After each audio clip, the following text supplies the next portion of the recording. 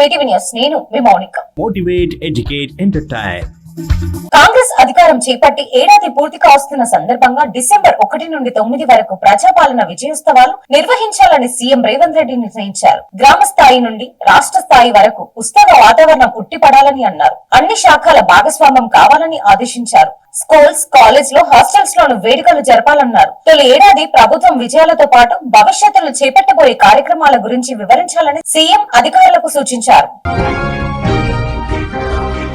ఉమ్మడి పాలమూరు జిల్లాలోని బిఆర్ అంబేద్కర్ సర్వత్రిక విశ్వవిద్యాలయాల్లో సైన్స్ అండ్ కంప్యూటర్ చదువుతున్న డిగ్రీ మొదటి సంవత్సరం విద్యార్థులకు ఎంవీఎస్ డిగ్రీ కళాశాలలో ఈ నెల 27 నుండి సెమిస్టర్ నిర్వహిస్తున్నట్లు principal Padmavathi, regional coordinator Satyanarayana Goud తెలిపారు. పరీక్షలకు హాజరయ్యే విద్యార్థులు హాల్ టికెట్, ఫీజు చెల్లించిన రసీదు, గుర్తింపు కార్డు తప్పనిసరిగా వెంట తెచ్చుకోవాలని సూచించారు. షాద్నగర్ నియోజకవర్గ పరిధి జానంపేట బసవన్న దేవాలయంలో దుండగుల శివలింగాన్ని ధ్వంసం చేసిన విషయం తెలిసింది. శివలింగాన్ని పెకిలించి ఎత్తుకెళ్లిన నిందితులను వెంటనే అరెస్ట్ చేయాలని హిందూ సంఘాలు ఆందోళన చేస్తున్నారు. నిందితులను 24 గంటలలోపు అరెస్ట్ చేయాలని శనివారం నాడు రోడ్డుకెక్కారు. లేని పక్షంలో బంద్కు పిలుపునిస్తామని హిందూ సంఘాల నాయకులు హెచ్చరించారు.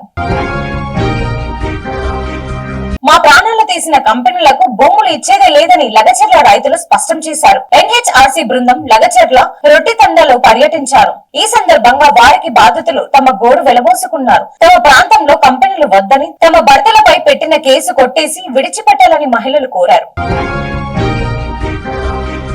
తెలంగాణ సీఎం రేవంత్ రెడ్డి మరోసారి ఢిల్లీ బాట పట్టనున్నారు. హస్తినకు వెళ్తున్న సీఎం కాంగ్రెస్ అధిష్టానంలో భేటీ అవుతున్నారు. రాష్ట్రంలో అధికారం చేపట్టి ఏడాది పూర్తిగా వస్తున్న సందర్భంగా నిర్వహించే ప్రజాపాలన విజయోత్సవాలపై చర్చించే అవకాశం ఉందని అధికారులు తెలిపారు. అలాగే మంత్రివర్గ విస్తరణపై కసరత్తు చేస్తారని అధికారులు సమాచారం ఇచ్చారు. Thanks for watching. చూస్తూనే ఉండండి మీటివి న్యూస్.